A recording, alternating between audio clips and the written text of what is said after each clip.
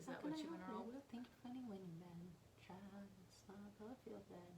I'm the kind of guy who laughs at a funeral. Can't understand you and me. Super.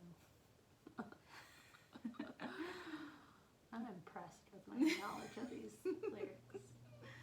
Oh man, is that what you want to roll with? Look at this stuff. Isn't it neat? That's what we could say. Wouldn't you think my collection's complete? You gonna go for it? Wouldn't you think I'm a girl? Just tell me when they hit record. Do you want me to go? A girl who has everything. I don't know. I like it. I like the look at this stuff. Isn't it neat? Are you ready? You're doing it. Ready? Wait, I didn't hit it. I hit above it. Okay. I think I'm ready. Look at this stuff. Isn't it neat? Wouldn't you think my collection's complete? Wouldn't you think I'm a girl who has everything? Brooke, you needed to jump in and save these people. I was letting you have it. Again, if you are not watching the YouTube for the music In my head, video, I was wondering how long you would go. Me too. Oh man, episode 57, Switch on Your Brain, SOYB. Yes, it's full of a lot of neat things, and it is part of my collection. Is it complete? Not yet. Oh my goodness. So last episode, we broke down chapters 1 through 4. In this episode, we are breaking down 5 through 8. We are still in the first half of the book. It's the remix. We're still in the first half of the book where we're getting all the sciencey proof to what's coming in the second part, which is the brain detox and tips and tricks to switch on your brain. So, Well said. yeah, we're going to start with chapter 5, which is titled Entering into Directed Rest. Where my mother's at. Y'all get any rest? What's that? I don't know, but let's teach you about it. Here we go. So again, entering into directed rest. We'll come back and talk about that word in just a second. The main scripture is, "Be still and know that I am God." Psalm 46:10. Linked to science concept. When we direct our rest by introspection, self-reflection, and prayer, when we catch our thoughts, when we memorize and quote scripture, and when we develop our mind intellectually, we enhance the default mode network, the DMN, that improves brain function and mental, physical, and spiritual health.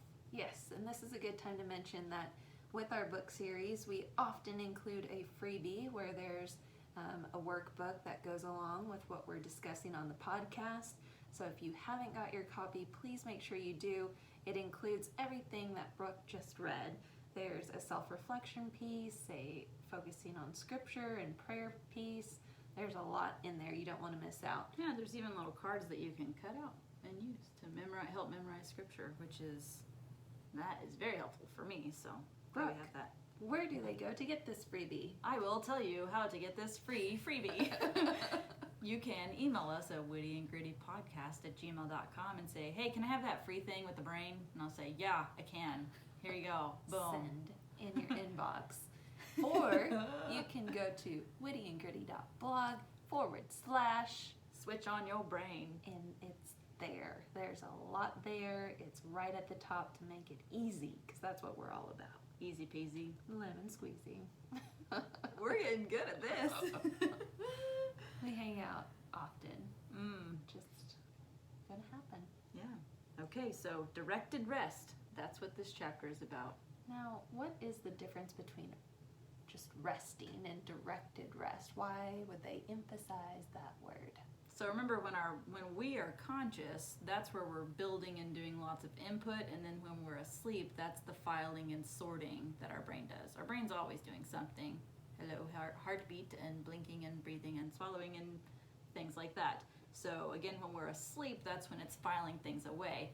But directed rest, that's more along the lines of intentional, conscious, focused thinking. Man, I am here for that. Tell us more about the default mode network. So she calls it the DMN, so DMN, default mode network. That is what you're defaulting to.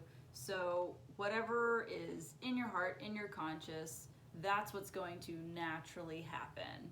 Is that what you wanted me to talk about? Or do you want me to talk about the TPN versus the DMN? No, but I think now that I understand what the DMN is, it would be great to learn more about the TPN. Okay, so there are two acronyms we're going to talk about. So the task positive network and then the default mode network. So the TPN, the DMN. So think your default mode network, that's the thing that you're naturally going to do, your knee-jerk reaction. This happens, you're going to do this thing. That's just your natural thought, line of thinking, mode of operation, however you want to say it.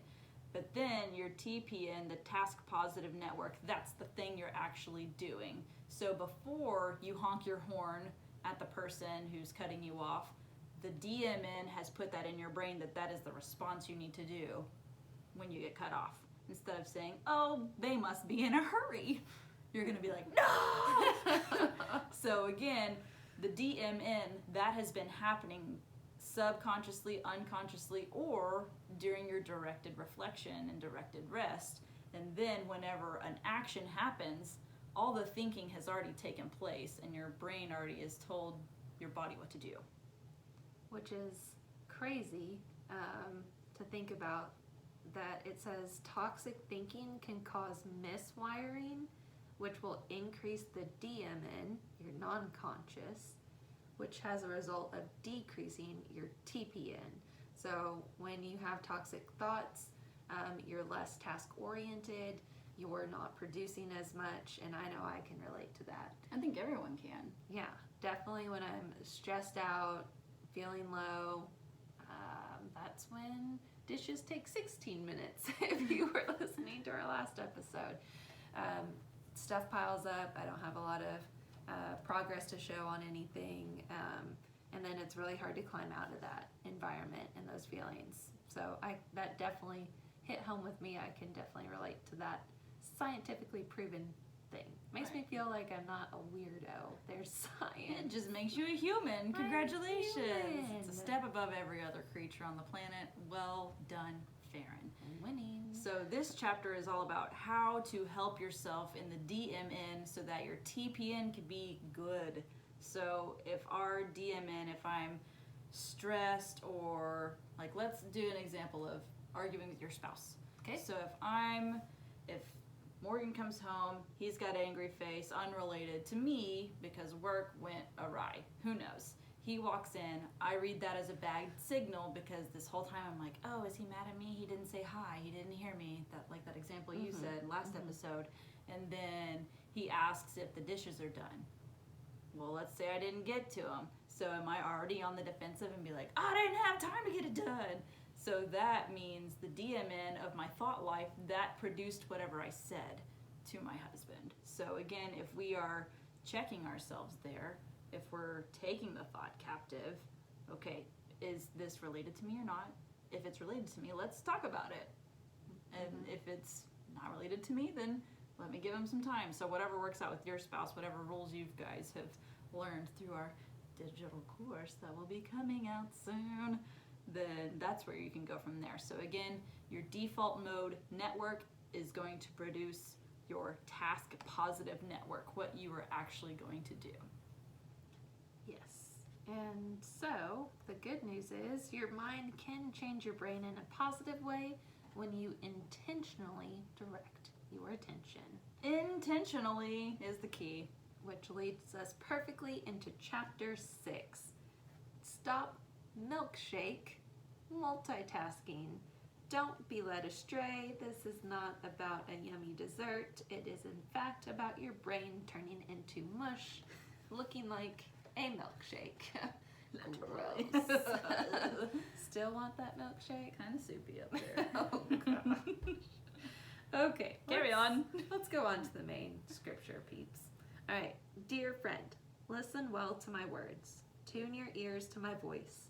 Keep my message in plain view at all times. Concentrate. Learn it by heart. Those who discover these words live, really live, body and soul. They're bursting with health. Keep vigilant watch over your heart. That's where life starts. Proverbs 4:20-23. Linked science concept. Multitasking is a persistent myth. Paying deep, focused attention to one task at a time is the correct way. Can I just say that part of scripture where it says keep vigilant watch over your heart, that's where life starts. I can break that down to like a day. Like if I wake up and my heart's in the right place, you know, your life is hopefully more than a day. But just in a bite-sized chunk, that's where my day starts. Unless you're a mayfly.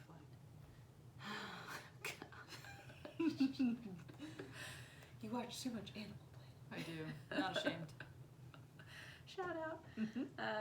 So anyways, the point though, it just really resonated with me because a lot of times I think of a heart as like the organ and it pumps blood, and then thinking of it as your spirits, that really hit me. That it's hard to stay positive and be in this like great lifestyle and headspace when you're hurting. So if you can address those needs first, it makes it more authentic and a much better lifestyle. Aside from science just proving that multitasking isn't really a thing, like you cannot fully focus on two things at one time. Your subconscious has to kick in, your non-conscious skills kick in, you have to get in flow according to grit, and then you can be thinking about something else, which is why drummers, once they are skilled enough at drumming, they can also sing while they're doing the drums. So again, you have to get enough unconscious practice that your unconscious subconscious is taking care of it. So like feeding the baby and you eating. You can't think about both of those things at one time. So even right now, if you're driving and listening at the same time, have you ever driven somewhere and you're like, how did I get here? Yeah. I'm like, did I run I don't a know. stop sign or a light? Surely I stopped. And then I got my backseat driver, so I'm like, surely they would have said, Mom, that light was red. Why'd you do that? I like how she explains that you aren't really multitasking. You're just shifting your attention rapidly. And so I picture like That when makes you're sense. Mhm. basket weaving and you go like over, under. Like, I don't basket weave fair and tell you me more. still have the two pieces. Do you really basket weave? That's Not amazing. one piece. No, so I feel like think Betty it's knows like- how to do that. she does. But like Crafty Panda on Facebook, they do like all the crafty things but in rapid speed, and so it's pretty cool. I watch all their videos. But the other thing is there's times being a second grade teacher in the past and you're making arts and crafts and they gotta like weave the construction paper. Oh, or the pot hand holder things that you make with those long rubber band elastic things. The point is, picture weaving. It's not one piece of material, it's the intertwining of materials. And so I feel like multitasking would be a piece of fabric, whereas multitasking is really just weaving in and out. So that's exhausting. There's also a Bible verse, Matthew 6:24. No man can serve two masters. So again, that Bible verse is about serve yourself or serve God. But you can even break that down in as small. That's what I like about the Bible. That you can't serve two masters, right? You can't serve yourself and God at the same time. Same thing all the way down to how your thoughts work.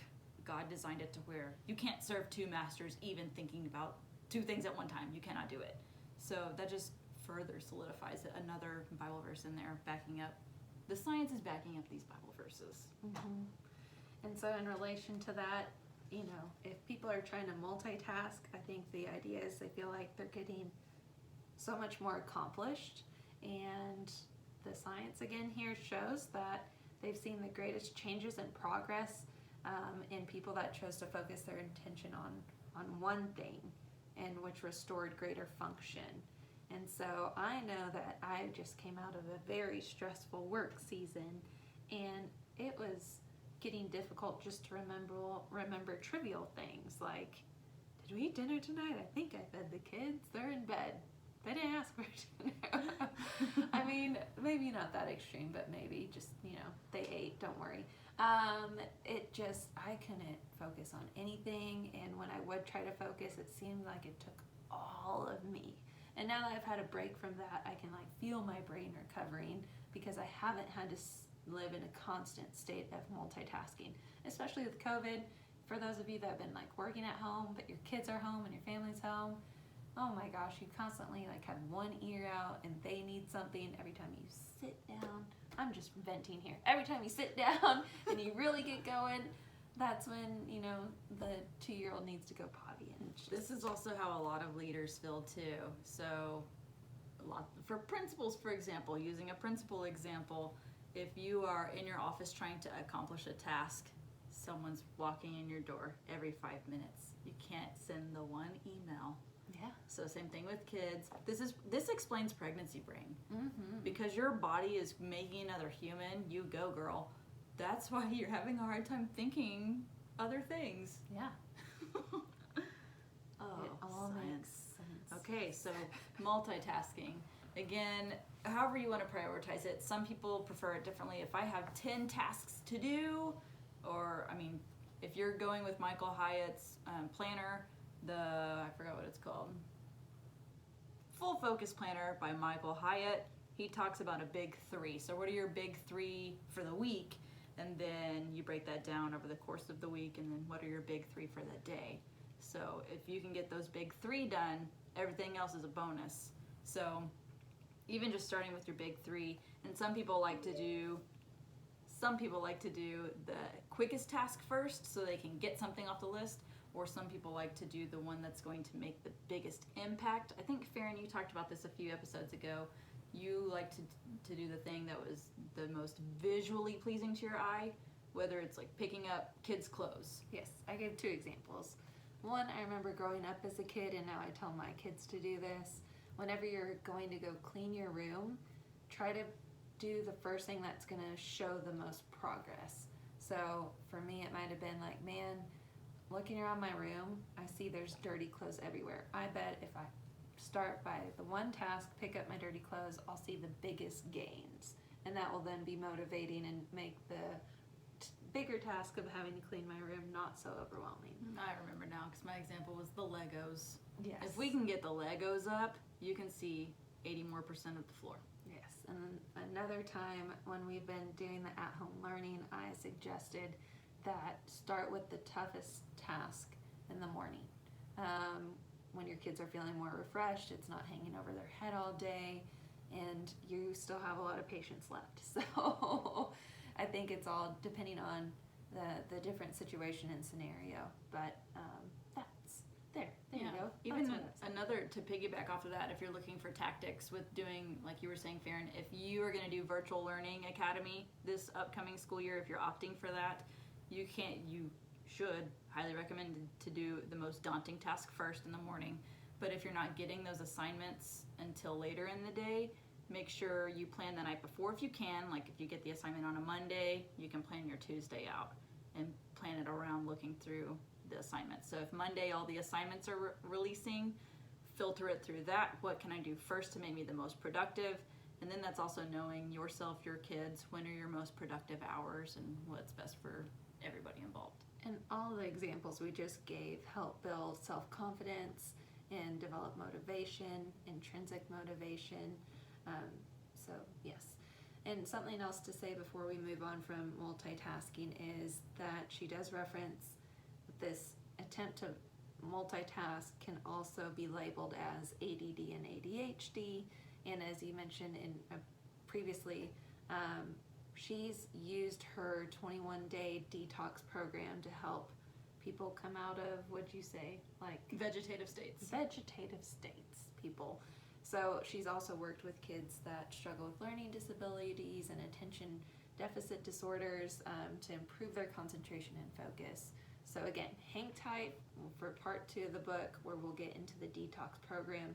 But if you think about it, if you know someone with ADHD, they can switch from topic to topic to topic constantly. And so that same mindset, you can help focus on one thing and develop that strength and that ability. And so they can overcome it. I mean, there's been so many times where I go to do the dishes and then I realize, oh, there's plates on the table. So then I go to pick up the plates on the table and I realize, oh, there's a dirty shirt right here because we had spaghetti. So then I go walk the shirt over to the washing machine and then I realize, oh, there's clothes in the washer. I need to put those clothes in the dryer. And then now the dishes still aren't done. So I can see where I do that all the time whenever I could just say, okay, first things first, get all the dishes to the sink. And then I can go from there. So again, coming up with that system. Ooh, wow, that's like an old school reference to 15 Invaluable Laws of Growth. It is. Finding the systems that work for you, find the system that works for you, put it in place, go from there. And this does take me back to the previous episode on taking our thoughts captive. So when I heard you walking through that, you saw the dirty shirt and you could have said, oh, I will deal with that after I wash the dishes, instead of letting your thoughts, control the processes. So that was a great example because I do the same thing. I think everyone's guilty of that, just maybe not necessarily with custodial duties. It could be writing the email. Right. Well, first I gotta check all my unread emails. Oh no, now I got this email that's urgent. Oh no, now I gotta do this. So it could be something as simple as checking your inbox. Yep. Yeek! All right, moving into chapter 7, and it's titled Thinking, God, and the Quantum Physics Brain. Dun dun dun! Don't worry, it's not. Once we break it down, it will be all right. So quantum physics, you got this, guys. Did you ever get into the Big Bang Theory? Yes. I don't think I've watched all the episodes, just here and there, sporadically.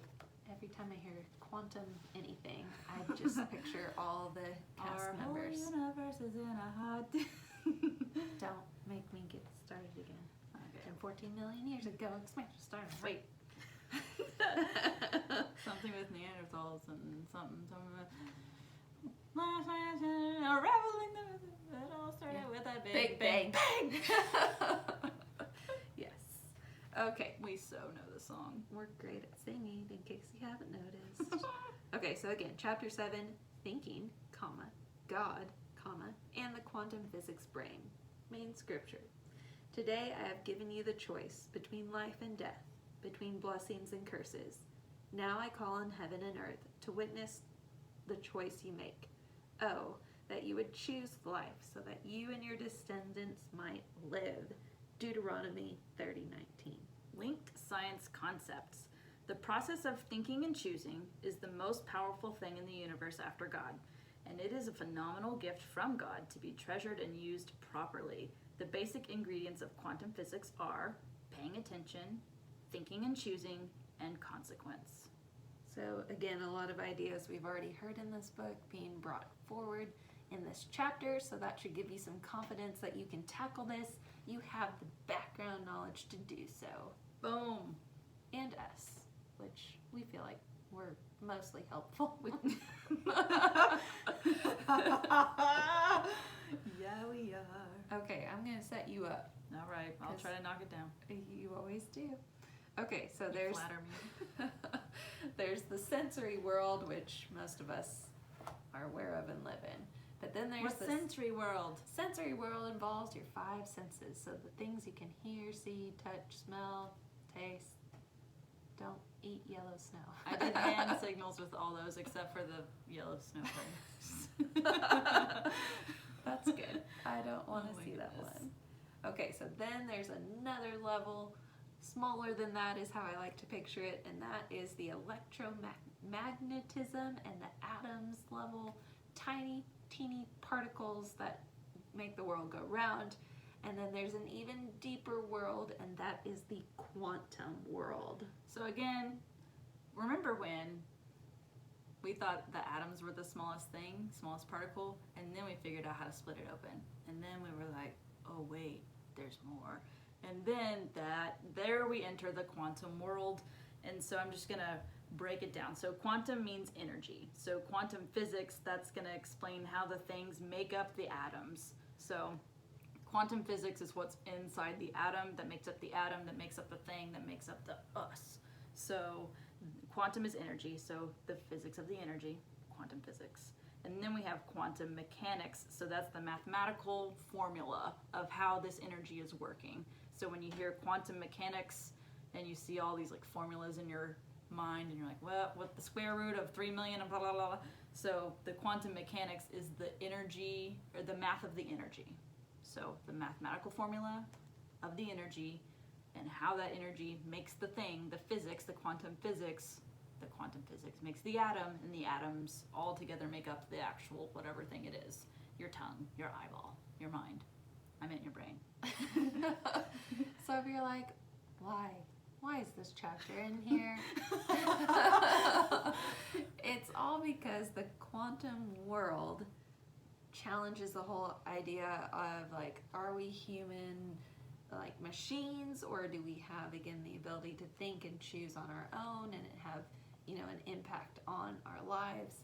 And so again, the quantum world proves, in a sense, the whole free will idea, which Brooke, you explained earlier, and I think you should again, the whole free will versus destination, that's not this argument. So, right, okay, so again, the predestination and free will, that's not what this book is. So if you're looking for that argument, go somewhere else, because that's not what this is at all. So they have used quantum physics to predict and quantify how we're going to choose options. So this is the way of measuring free will or describing it using a mathematical formula.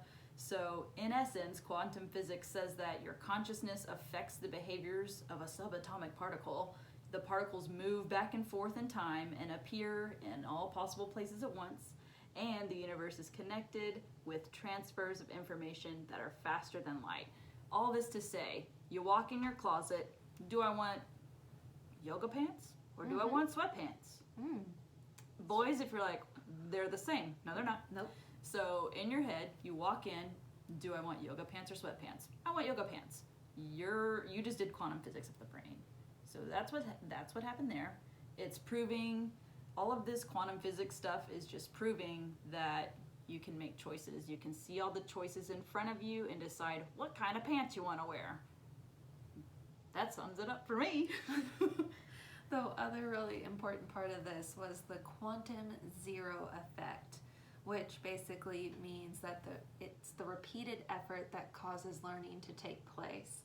So as educators, that's something that we're very aware of, that some students need more repetition than others.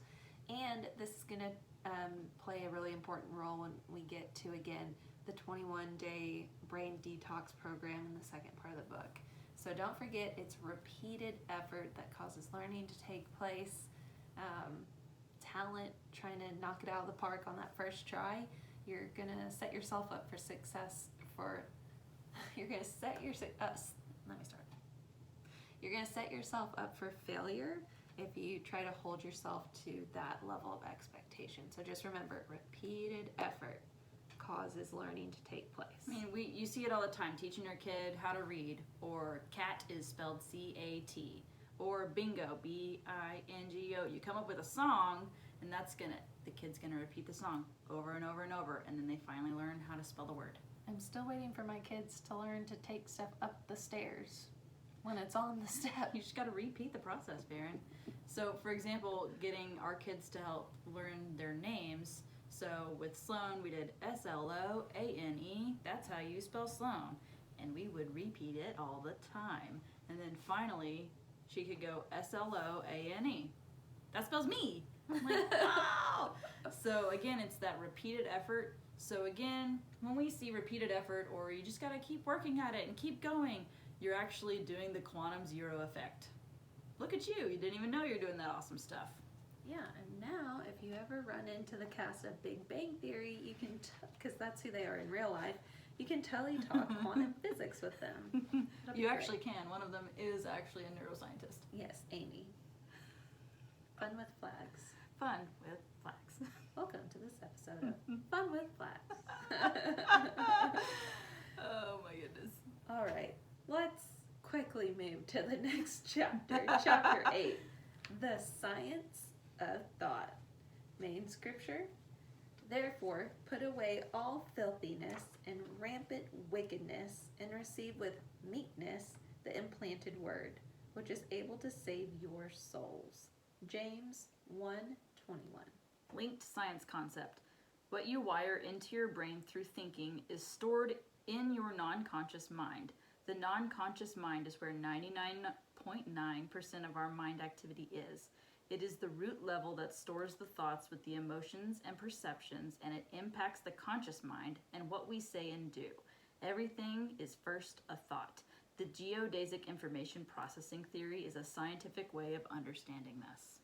More big words. Dun dun dun! But we got you. Basically, what's in your heart comes out of your mouth. That's also in the Bible. Freudian slips. Is that what we're talking about now? You know, you're not wrong. And every time I think of Freud, it's not about a Freudian slip. Oh. It's about all the other weird... Pavlov, dog, bell, saliva one. A little bit weird, a little bit uncomfortable, not for this podcast. Gotcha. I'm so sorry to hear about that. Oh, Lord. Yes, and I know that sometimes people, like, they'll say something and they'll be like, oh, it just came out of my mouth, I didn't even think about it. And it's like, That's right, you didn't think about it. So that means that's coming from somewhere. you had that thought, you just maybe didn't process it or think through it as much. Or maybe get to the point to realize you shouldn't say it out loud. That's why you need to be slow to speak and quick to listen and listen twice as much as you talk. All those things. Those are all 3 great words of wisdom. I love it. The Bible. Oh. Yes, that's the book for me. Not to be confused with SOYB. That is also the book for me. It is a book for me, but not the book for me. Gotcha. Thank you for the clarification. You're welcome. I'm so glad you asked for it. I don't think I did. Here we go. Moving on. I like that she says that our choices either create a healthy thought universe or turns lies into a toxic thought universe. God has given us the ability to think and choose and create reality. So again, if you're like, I think I've heard that before, you have. It just comes up in every single chapter. Again, science after science, concept and theory and brain scans and research, it's all been done to prove this. Quantum zero effect. We're trying to say it more so you remember it more. Look what she did there. Makes sense. So yes, that is why it's important to take your thoughts captive, and really you have the power. You have the choice on your response and reaction, not only to the outside environment, but to the thoughts coming inside your head. We talk about this a lot too whenever you're trying to, if a thought goes in your head and you're holding it up to the truths of the Bible, it's going to be really hard to, okay, let me get Google out, let me look through and find the verse that combats this. Yes, you can do that. That does take more time, but you can also memorize scripture, and that's going to help because you can immediately debunk whatever the thought is. Yes, and it's also important to note here, she says that your non-conscious mind is filled with thoughts you've been building since you were born. Okay, you're like, yeah, I get that. But they form the perceptual base from which you see your life. So they're a little important. Right, that's the lens you view the world in. So whatever is happening in our non-conscious, 99.9% of what's going on in our brain, that is how we view the world. So we have to break it down. How are we viewing the world? That's why I loved the Enneagram miniseries so much, because it helped me actually see why I'm seeing the world the way I'm seeing it, why that upsets me, but it doesn't upset you, and go from there. So that was super helpful for me. Right, and so on the flip side of that, for the Switch on Your Brain book, if you're like, man, I want to be more like this, I think I'd be, happier and healthier and more productive, you can, but your lens doesn't seem to work that way. The good news is you can do something about that. You're not like stuck that way, and there's probably lots of great things you already do. It's just a couple of thought processes that you need to put in check. Right. So the best part about the chapters 5 through 8 is she goes back and reviews the 8 keys from the first 8 chapters. So before we move into part 2, which we'll get into next week's episode, Let's review the 8 keys from the first 8 chapters. Chapter 1, Mind Controls Matter. Thought we'd go tip for that. Yeah, we talked about the geodesic thing, but we never said what it was. Oh, dang it. Okay, then go back to where I was and then delete me talking about this last part. But it was so good. No, I can do it again. Okay. You're so good. Oh, Lord. Yes, and I know that to speak. I'm quick to listen. That is also the book. Gosh, we're funny. You hear us laughing? Either happy thought universe or turns lies to a toxic thought universe. God has action not only to the outside environment, but to the thoughts. Is that your non-conscious mind is filled with thoughts you've been building since you were born. Okay, you're like, yeah, man, I want to be more like this. I think I'd be, happier and healthier. Tell me when Fido more gets to it. productive. You can, but your lens doesn't seem to work that way. Yeah, The good I news might have is passed it. you can do something about that. You're not like stuck that way, and there's probably lots of great things you already do. It's just a couple of thought processes that you need to put in check. So I talked about the lens, and so that kind of goes with that, right? The input. Yeah. What is this? Ready? I'm not ready. I need to Mark. refresh my memory on what this is. Where does it just come out and say it? I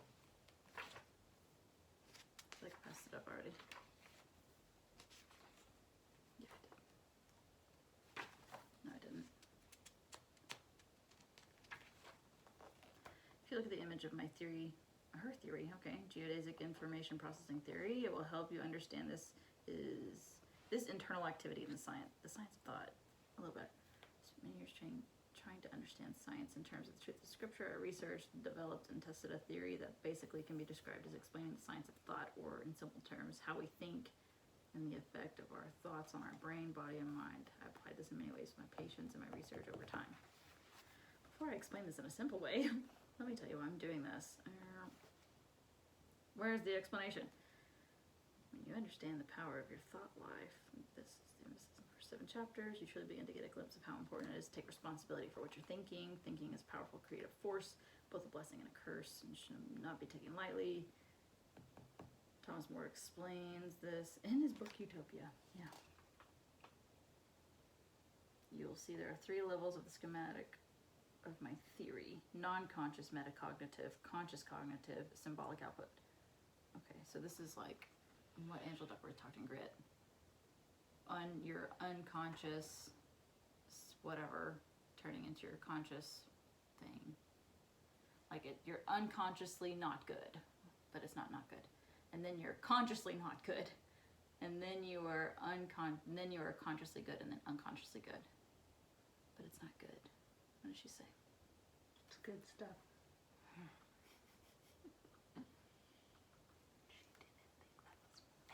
I forgot we were recording. Well, I do know that in the book she talked about like you're moving Incompetence. like this. Yeah. So it's all of these this direction at the same time.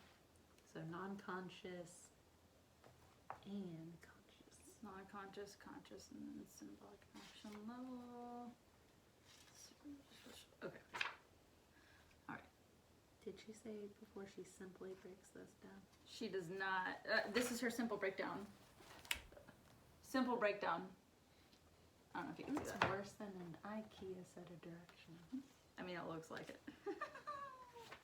I mean, it has the 7 intelligences here. Have you ever taken that test? That's fun. Oh, MMA, but that means metacognitive action, I guess. Not actually. Dueling. Okay, I'm ready. I think. Do you want to intro the geodesic thing or no? What's the talking point on it? What's the I think it's like number 1 or number 2 or number 3 or number 4. Yes. Shows the brain works in neurological pillars and multiple parallel circuits. I like that. Could you summarize? It just means like all your senses are activated at one time. As in like I'm getting input from a lot of things right now. You take it in, you work through it, Mm-hmm. and then you output it. Yeah. I just finished talking about the way you see the world through lenses. I love it. So then I feel like this ties in just quick. Wonderful. Do you want to say you want to enter the title and I'll explain it? I think it'll make more sense if Okay. we say that, All right. which takes us back to, or takes us to. Okay. Got it. So that takes us to the Geodesic information processing model. Don't freak out. This is why you also need the book, because you can see her awesome illustration there and her whole informational infographic thing. It will definitely help you. So this part made me think a lot of the Grit mini-series with Angela Duckworth, how you are unconsciously incompetent, and then you are consciously incompetent, and then you are consciously competent, and then unconsciously competent.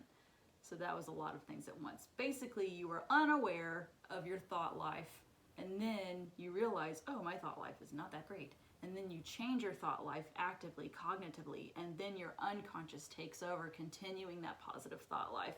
So basically, she came up with this system, and she has coined the term Geodesic Information Processing Model, and it just shows you how you are receiving input from a lot of different things all at once, and through that, you are interpreting that a certain way. Therefore, it will be stored, filed away, and used later in that way you have interpreted it. So if you want to change your output, you're going to have to you have to think begin with the end in mind. So if I don't want that output to come out, I need to work back to the baby steps. Oh, now I need to realize that my unconscious thinking is not healthy. So I'll give an example of me listening to secular music. I know that makes me sound like so whatever. I don't listen to secular music. I love it. I love to listen to it. This is why I can't listen to it, because I love music so much that I'm always singing a song in my head. So I found myself singing not things that were good, and then that was producing an output aside just from singing a song out loud, like my thought life, how I interpreted things. So I had to realize, why is my thought life like this? Then I started trying out different things, and then I realized, okay, maybe I need to change input because I love music so much. Let me replace it either with worship music or with audiobooks, something that will fill me up instead of just entertain, because I like learning, so learning is still entertainment for me. So I changed it from there. So then I was unconsciously aware that the input was not good. And then I became aware that the input was not good. So I changed the input and actively worked on it, and now that's what's taken over in my subconscious. So when I react a certain way or think about a certain thing, it's the output that I want. Yes, and to give another example, like we talked earlier, if my husband comes in the door and I say like, hey babe, and he doesn't say anything and continues to walk away, I take that input and I think, God, he's mad at me? I haven't even seen him all day. Like, he can't even say hi. And now I'm taking that input, I'm not digesting it well. And then, he comes back in the room. I'm like, you're not going to say hi to me? And so my output is immediately negative. And then I come to realize, oh, he hadn't heard me. But now he's upset because I got so upset over something that didn't happen. So again, if I would start with what Brooke was saying, the input, when he doesn't say hi, I could say, okay, I'm going to give it another try. Maybe he didn't hear me. And if he did and he was having not the greatest moment, that gives him grace. Yes. And a chance to respond a different way. Yes, it gives me a different approach to it. So if I say hi again and he's like, hi, I can respond like, okay, now I do know in fact he's having a bad day. How can I show up for him? Instead of thinking, well, I didn't give him a bad day. Why is he acting like? So there's so many examples. However you're consuming the input and then processing it is playing out in your behaviors and your output. Right. So again, don't get all intimidated by these words or these phrases or concepts that she's using. We are happy to break them down even further if you'd like to. Just shoot us an email or DM us. Not DMN us. That's your default mode network.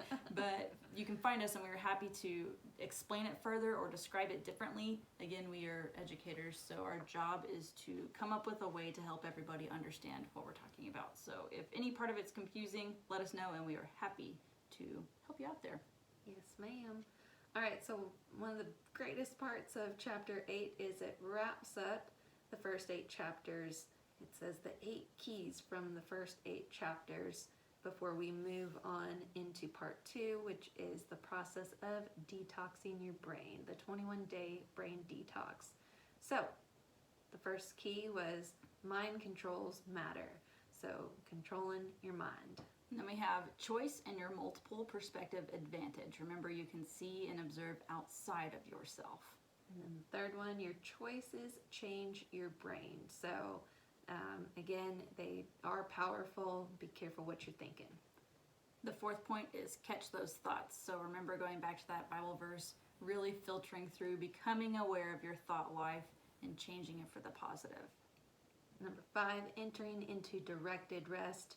Remember, this is consciously meditating on your thoughts, resting with a purpose. And then 6 is stop multitasking. Remember, it's just not going to work. Your brain is not designed like that. You are not designed like that. You are better served if you complete one task and then move on to the next. And then we had thinking God in the quantum physics brain, which Brooke did an excellent job talking about. Essentially, we are thinking creatures that can make choices beyond our basic needs, and we have God's given us that ability to create our reality.